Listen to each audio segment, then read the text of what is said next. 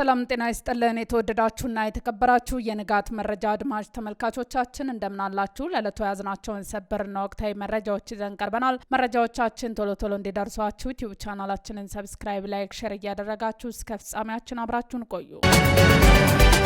በትራፊክ አደጋ የ22 ሰዎች ህይወት አለፈ።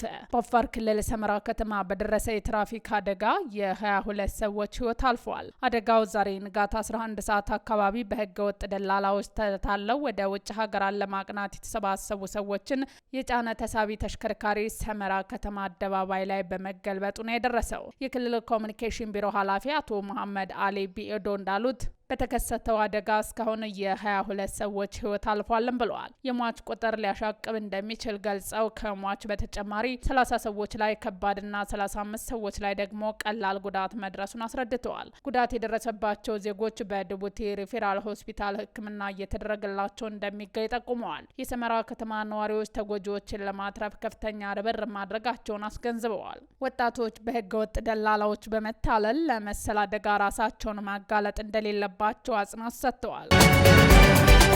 የኢትዮጵያ መገናኛ ብዙሃን ባለስልጣን ዋና ዳይሬክተር ከኃላፊነት ተነሱ። የኢትዮጵያ መገናኛ ብዙሃን ባለስልጣን ዋና ዳይሬክተር ዶክተር ሳምሶን መኮንን ከኃላፊነታቸው መነሳታቸው ተገልጿል። የህዝብ ተወካዮች ምክር ቤት ነገ በሚካሄደው 8ኛ መደበኛ ስብሰባው የኢትዮጵያ መገናኛ ብዙሃን ባለስልጣን ዋና ዳይሬክተርን እጩ መርምሮ እንደሚያጸድቅ ገልጿል። ባሳለፍነው ዓመት በጠቅላይ ሚኒስትር ውጭ አቅራቢነት የባለስልጣን ዋና ዳይሬክተር ሆነው የተሾሙት ሳምሶን መኮንን ከኃላፊነት የተነሱበት ምክንያት እስካሁን አልተገለጸም። በጠቅላይ ሚኒስትር አብይ አህመድ ታህሳስ 23 ቀን 2018 ዓ.ም ለምክር ቤቱ በላኩት ደብዳቤ በሳምሶን ምትክ ወይዘሮ ሃይማኖት ዘለቀ ወርቅነህ እጩ ተሸላሚ አድርገው ማቅረባቸውን ሪፖርተር ዘግቧል። ወይዘሮ ሃይማኖት እስከ ቅርብ ጊዜ ድረስ በአዲስ አበባ ከተማ አስተዳደር ስራ አስኪያጅ ጽህፈት ቤት በምክትል ቢሮ ኃላፊ ማዕረግ የኮሚኒኬሽን ዘርፍ ኃላፊ በመሆን ያገለገሉ ሲሆን ከዚህ ቀደም ደግሞ በመንግስት ኮሚኒኬሽን ጉዳዮች ጽህፈት ቤት በዳይሬክተርነት እንዲሁም በኢትዮጵያ ዜና አገልግሎት በከፍተኛ አዘጋጅነት አገልግለዋል። ሳምሶን መኮንን የባለስልጣን ዋና ዳይሬክተር ሆነው ከመሾማቸውን በፊት የአዲስ አበባ ዩኒቨርሲቲ መምህርነት፣ የኮሚኒኬሽንና ዓለም አቀፍ ግንኙነት ምክትል ፕሬዚዳንት እንዲሁም በዩኒቨርሲቲው የማርኬቲንግና ኮሚኒኬሽን ረዳት ፕሮፌሰር በመሆን ማገልገላቸው ይታወቃል። ከአዲስ አበባ ወደ አማራ ክልል ሲጓዙ በነበሩ መንገደኞች ላይ ደገም ወረዳ አሊዶሮና ኢስት አፍሪካ ሲሚንቶ ፋብሪካ አቅራቢያ በታጣቂዎች ጥቃት እንደደረሰባቸው ከስፍራው የተገኘ መረጃ ያመለክታል። ጥቃቱ በ3 ተሽከርካሪዎች ላይ የተሰነዘረው ታህሳስ 27 ቀን 2018 ዓ.ም ከቀኑ 6 ሰዓት የተፈጸመ መሆኑ ታውቋል። በታጣቂዎቹ ጥቃት የ6 ሰዎች ህይወት ማለፉ ተነግሯል። ከ10 በላይ የሚሆኑት መንገደኞች ሆስፒታል ሕክምና ላይ ናቸው ተብሏል። ከ25 በላይ ሰዎች በታጣቂዎቹ ታግተው ስለመወሰዳቸው የዓይን እማኞች ጠቁመዋል። ስለ ጉዳዩ ከአካባቢው አስተዳደር ተጨማሪ መረጃ ለማግኘት የተደረገው ሙከራ ስልክ ባለመመለሳቸው አልተሳካም። ከቅርብ ጊዜ ወዲህ የጸጥታ ኃይሎች እጀባ ተጀምሮ ስለነበር በተሳፋሪዎች ላይ የሚደርስ ጉዳት ቆሞ ነበር። የዛሬው ክስተት እንዴት እንደተፈጸመ አልታወቀም። ከጥቅምት 1 2018 ዓ.ም ጀምሮ አጀባ ለማግኘት የተሰጠ መረጃ ይህ ነበር። በአማራ ክልልና አዲስ አበባ መካከል በትራንስፖርትና የጭነት ተሽከርካሪዎች ላይ የሚፈጸሙ እገታዎችና ግድያዎችን ለመከላከል መከላከያ ሰራዊትና ሌሎች ጸጥታ ኃይሎች አጀባ መጀመራቸው ተሰምቷል። አጀባውን ለማግኘት ከአማራ ክልል የሚነሱ ተሽከርካሪዎች ቀን 6 ሰዓት ኦሮሚያ ክልል ሰሜን ሸዋ ዞን ጉሃ ጽዮን ከተማ እንዲሁም ከአዲስ አበባ የሚነሱ ተሽከርካሪዎች ረፋድ 4 ሰዓት ላይ ፍቼ ከተማ መሰባሰብ እንደሚጠበቅባቸውና ጸጥታ ኃይሎቹ በየከተማው እየተቀባበሉ እጃቸውን እንደሚያካሂዱ ተሰምቷል። አጀባው ከተጀመረ ወዲህ በሰሜን ሸዋ ዞን ታጣቂዎች በተሽከርካሪዎች ላይ የሚፈጽሙት እገታ መቆሙ ተነግሯል። ኢሳያስ አፈወርቂ በቀይ ባህር መረጋጋት ጉዳይ ከሱዳን ሚኒስተሮች ጋር መከሩ። የኤርትራው ፕሬዝዳንት ኢሳያስ አፈወርቂ ከሱዳን የፋይናንስ ሚኒስተር ጀብሪል ኢብራሂምና የማስታወቂያ ሚኒስተር ካሊድ አልአይሲር ጋር በትናንትናው ዕለት በቀይ ባህር መረጋጋትና በቀጠናዊ የደህንነት ጉዳዮች ላይ መወያየታቸው ተገለጸ። በኤርትራ ገጠራማ መንደር አዲ ሃሎ በተካሄደ ውይይት የሁለቱን ሀገራት ጥቅም ለማስከበርና በአፍሪካ ቀንድ ሰላምን ለማስፈን ቀጣይነት ያለው የፖለቲካ ቅንጅት አስፈላጊነት ላይ ትኩረት ማድረጉን የሱዳን ዜና አገልግሎት ዘግቧል። በተጨማሪም ውይይቱ የሁለቱን ሀገራት የሁለትዮሽ ግንኙነት ከማጠናከር ባለፈ በተለያዩ ዘርፎች ትብብርን ማሳደግ በሚቻልባቸው መንገዶች እንዲሁም በቀጠናዊና ዓለም አቀፋዊ ወቅታዊ ክስተቶች ላይ ምክክር መደረጉ ተመልክቷል።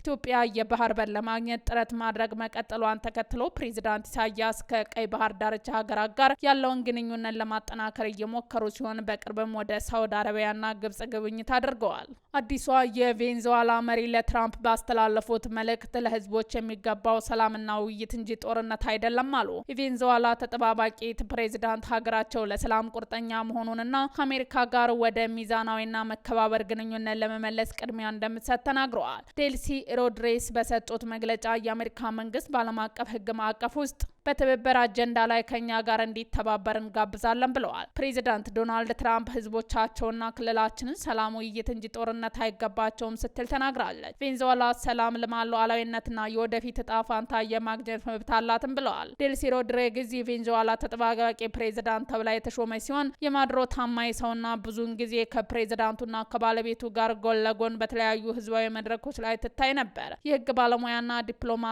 በማድሮ አገዛዝ ስር የተለያዩ የፖለቲካ ቢሮዎች መርታለች። የዩናይትድ ስቴትስ ውጭ ጉዳይ ሚኒስተር ማርኮ ሩቢዮ ቅዳሜ ዕለት ከሮድሪጌዝ ጋር ሲነጋገሩ ቆይተው አሜሪካ የጠየቀችውን ሁሉ ለማድረግ ፈቃደኛ መሆኗን ገልጻ ነበር። አዲሷ የቬንዙዌላ መሪ ለትራምፕ ባስተላለፉት መልእክት ለህዝባችን የሚገባው ሰላምና ውይይት እንጂ ጦርነት አይደለም ብለዋል። ሶማሊላንድ አሜሪካ በቬንዙዌላ ላይ የወሰደችውን እርምጃ ደገፈች። ከሶማሊያ ተነጥላ ነጻ ሀገርነቷን የወጀችው ሶማሊላንድ አሜሪካ በቬንዙዌላ ላይ የወሰደችውን ወታደራዊ እርምጃ ደግፋለች።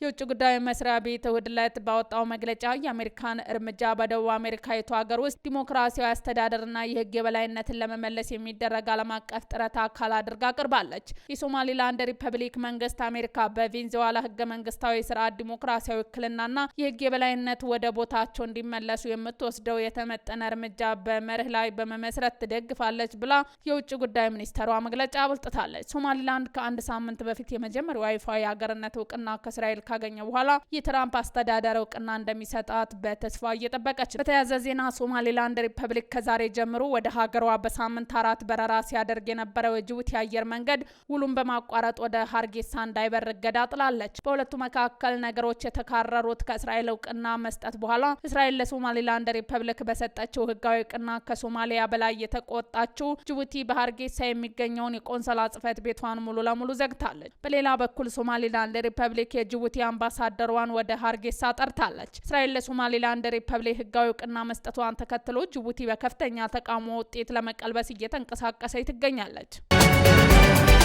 ሶማሊላንድ አሜሪካ በቬንዙዌላ ላይ የወሰደችውን እርምጃ ደገፈች። ከሶማሊያ ተነጥላ ነጻ ሀገርነቷን የወጀችው ሶማሊላንድ አሜሪካ በቬንዙዌላ ላይ የወሰደችውን ወታደራዊ እርምጃ ደግፋለች።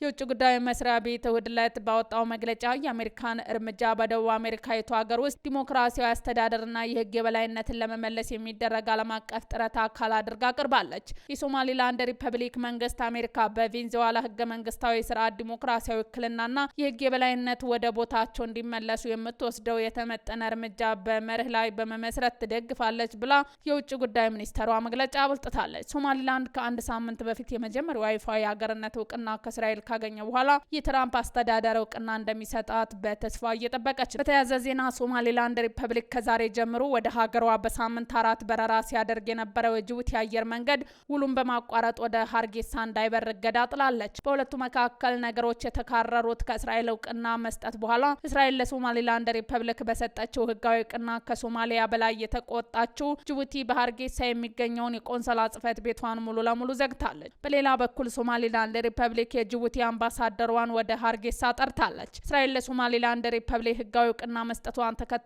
ጅቡቲ በከፍተኛ ተቃውሞ ውጤት ለመቀልበስ እየተንቀሳቀሰች ትገኛለች። ውድ አድማጭ ተመልካቾቻችን የዛሬ ዜናዎቻችን እነዚህን ይመስሉ ነበር። አብራችሁን ስለነበራችሁ ከልብ እናመሰግናለን። መልካም